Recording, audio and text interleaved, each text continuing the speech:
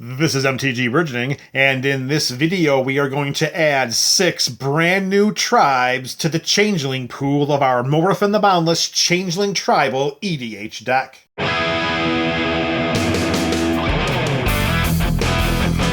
Welcome to another installment of the Up and Up series. Today we are going to update and upgrade the Changeling Pool to our Morophon the Boundless Changeling Tribal EDH deck. We've got the deck on the left. We have the 100 card Changeling Pool on the right. And you're probably wondering at home or wherever it is you are listening to or watching this video, how does that interact?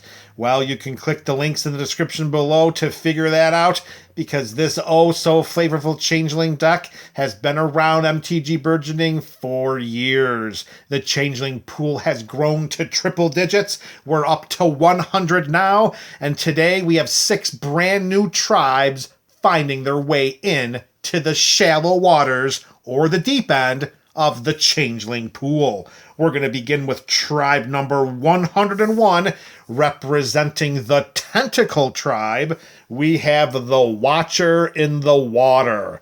Here we have a 9/9 legendary Kraken for 3 and 2 blue mana. The Watcher in the Water enters the battlefield tapped with 9 stun counters on it. That means that if this creature were to become untapped, instead we remove a stun counter from it. Whenever we draw a card during an opponent's turn, we create a 1/1 blue tentacle creature token. Whenever a tentacle we control dies, we untap up to 1 target Kraken and put a stun counter on up to 1 target non-land permanent. Remember, our changelings are all creature types at all times, so when a changeling dies, technically a tentacle dies. And if we are controlling that changeling or tentacle, we are going to untap one of our Krakens, which most likely will be the Watcher in the Water, and then we're going to throw a stun counter onto 1 target non-land permanent.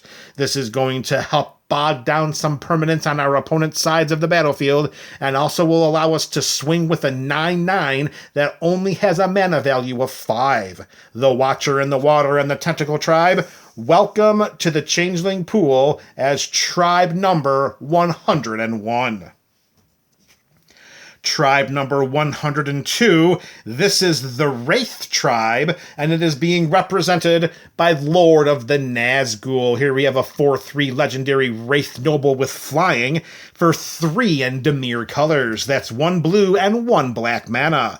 Wraiths we control have protection from ring bearers. Of course, a ring bearer would be one that is activated by the ring being tempted. That's where you choose a creature to become or remain a ring bearer. Whenever we cast an instant or sorcery spell, we create a 3/3 black Wraith creature token with menace. Then, if we control 9 or more Wraiths, Wraiths we control have base power and toughness 9/9 until end of turn.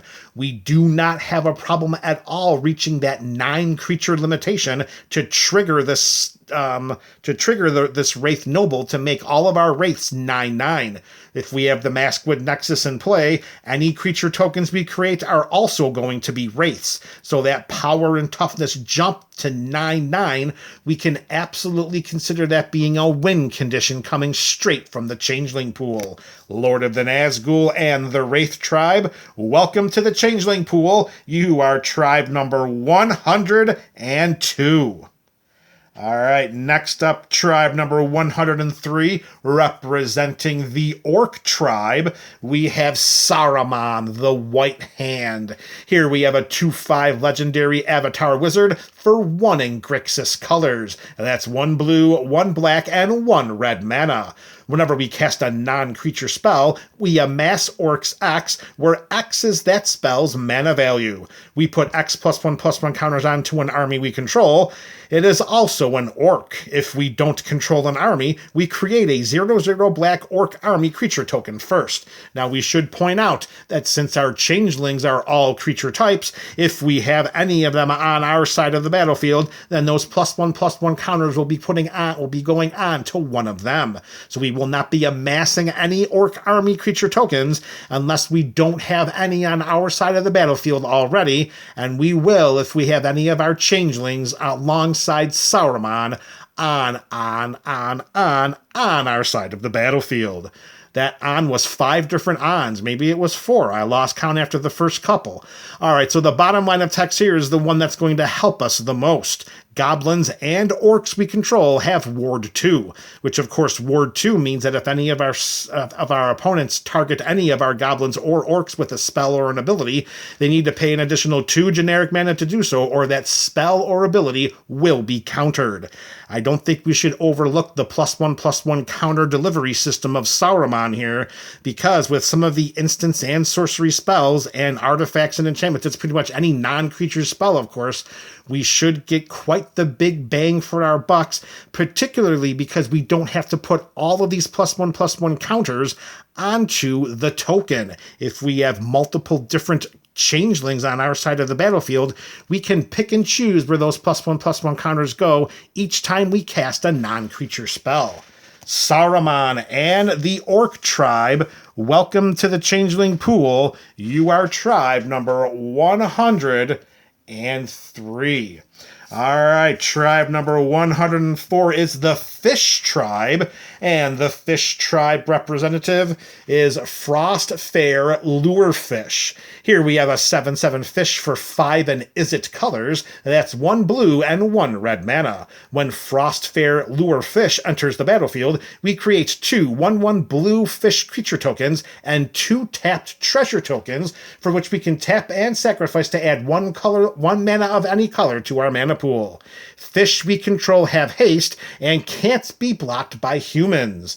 There are a lot of human builds out there, and having our fish being unblockable to humans, that is a form of evasion. It's not one of the strongest forms of evasion we can include into the Changeling Pool, but it is worth noting that humans are pretty popular out there, and plus the haste enablement, let's never overlook any creature that can give an entire tribe haste, and Frostfair Lurefish can do that. Remember, all tribes are open for enrollment in the Changeling Pool, and some tribal leaders are stronger than others. Finally, we can foretell this spell instead of paying its mana value of 5, a blue and a red mana. The foretell cost is a nice way to get this spell onto the battlefield, not necessarily ahead of curve, because we do have to spend the first 2 generic mana to actually foretell this card, and then the 3 and Izzet colors to later cast it for its foretell cost, which, when we combine it, it's still a total of 7 mana. We're just paying it in installments over a couple of turns, as opposed to sinking all 7 mana into 1 spell. All right. Frostfair Lurefish and the Fish Tribe, welcome to the Changeling Pool. You are tribe number 104. Tribe number 105, this one is a bit debatable. I'm going to let the MTG BC let me know in the comment section if I'm overstepping some bounds by including this tribal leader and this tribe, but we're going to throw it out there because I think we have enough synergy to make it work. Tribe number 105 is the Cyberman tribe, and its tribal representative is Missy. Missy is a 4/5 legendary Time Lord rogue for 3 in Grixis colors. Whenever another non-artifact creature dies, we return it to the battlefield face down and tapped under our control. It's a 2/2 Cyberman artifact creature. Now keep that in mind. This is a symmetrical effect. They're not just non-artifact creatures we control, they're also non-artifact creatures that our opponents control. The tokens won't matter because once they leave the graveyard and complete wherever it is that they're going to cease to exist. But if they are actually non-artifact, non-token creatures and they're hitting the graveyard from play, they're coming to our side of the battlefield tapped, and they're 2/2 Cybermen artifact creatures. Then, at the beginning of our end step, each opponent faces a villainous choice. Each opponent either selects each artifact creature we control to deal 1 damage to them, or we draw a card and then chaos ensues. Now, we're not playing Plane Chase here, so the chaos ability of Missy is not going to do anything for us here from the Changeling Pool. What we're looking at here is that an opponent is either going to take some direct damage from the number of artifact creatures we control, or we're putting a card into our hand, and that's not just for a opponent, that's for each opponent.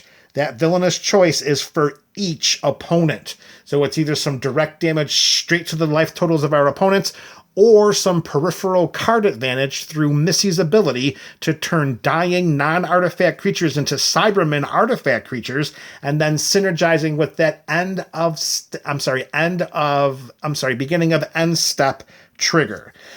So it's a little bit of a push because her ability is triggered by artifact creatures and not necessarily Cyberman creatures.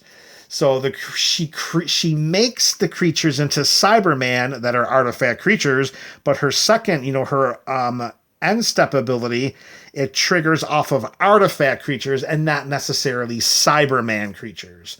So there's a little bit of there's a little oomph in there. I mean, a case could be made that that's not really doing much for the Cyberman other than just creating the creatures, but I think since the Cyberman are artifacts, they do have the synergies with the two abilities together. Like I said, MTGBC, you could let me know in the comment section if we finally overstepped our bounds, or is Missy right to be the 105th tribal leader of the Changeling Pool? You let me know down in that comment section. All right, here we go. We got one more tribe left for today. It's tribe number 106. It's the Dalek tribe, and the tribal representative is, fittingly, the Dalek Emperor. Here we have a 6/6 legendary Dalek for 5 in Rakdos colors. That's 1 black and 1 red mana. Of course, the Dalek Emperor has affinity for Daleks, which means that it costs 1 generic mana less to cast for each Dalek we control.